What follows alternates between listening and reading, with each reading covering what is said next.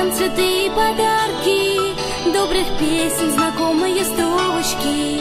Ясный день прогуляться по парку, собираются мама и дочка. Солнце луч по-весеннему тонкий, позабыл про морозы и вьюги. Восхищаются в классе девчонки, вы же с мамой совсем как подруги. Мама и дочка, они так похожи.